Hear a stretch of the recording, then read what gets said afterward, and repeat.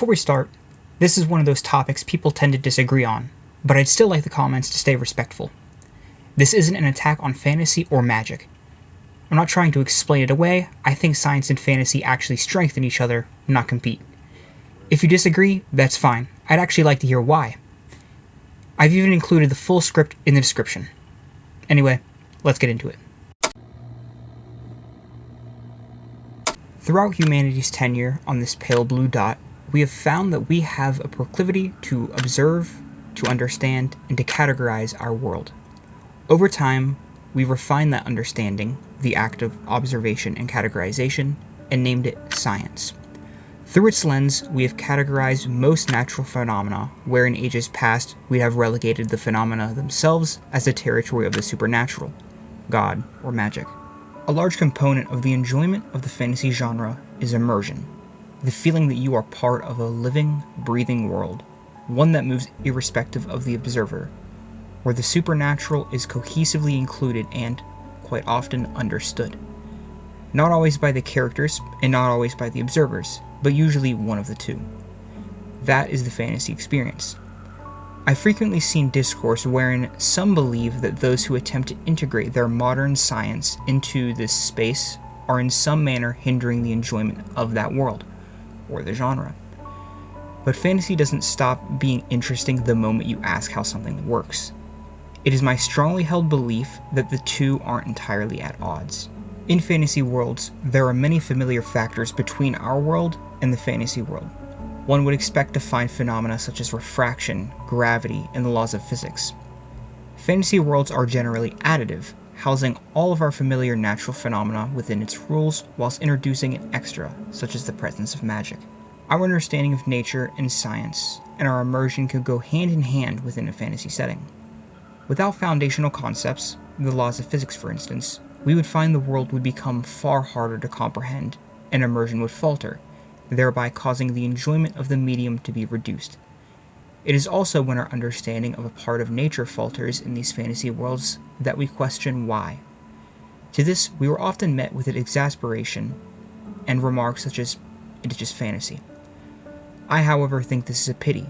It's a reductive rebuttal, what I'd call magic of the gaps, a convenient explanation that trades curiosity for closure. It's a fantasy world falls flat to me because there is no attempt at understanding, at bridging the gap. Invoking the supernatural isn't wrong. In fact, most of the time, because of magic is the better answer. At least it's more interesting than a flat, it's a fantasy world. Now don't misunderstand me here. I'm not saying that everything in a fantasy setting needs to be explained, or even that everything necessarily can be explained. There will always be elements that exist purely for narrative, for tone, or simply because they're interesting.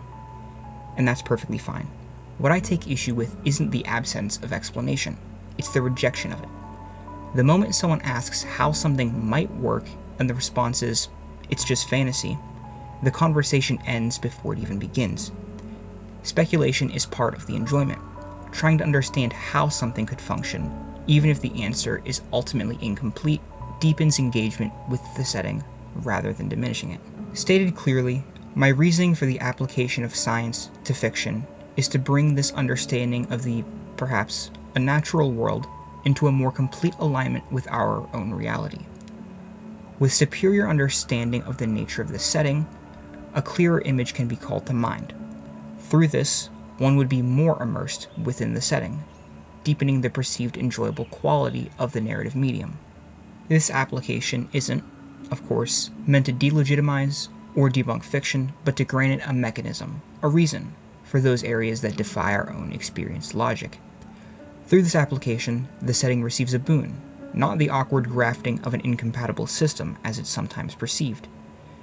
This elucidation of the unknown is no perversion of the genre, nor is it at all incompatible. In fact, within, I would presume, most of these settings, one could find science within the setting itself, for without even a modicum of science, the world would not have advanced far.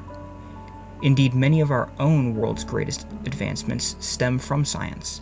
Metallurgy, medicine, sanitization. Even magic as it appears in many settings is a well-studied and documented phenomena. Though redundant with earlier statements, it still bears repeating that not everything will have an unambiguous answer. At times, for narrative or even trivial reasons, logic is set aside, and that's an inexorable part of the genre that I, and many others who share this view, accept. In such cases, I suppose that will instead be your cue to say that it's just a fantasy world. Anyway, this was my sort of mission statement, but also a response to those who use the argument I laid out. Hope you enjoyed it, even if it was different from my usual stuff.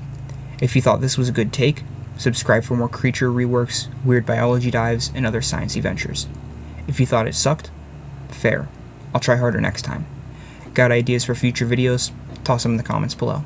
Either way, thanks for watching, have a great day, and I'll see you next time.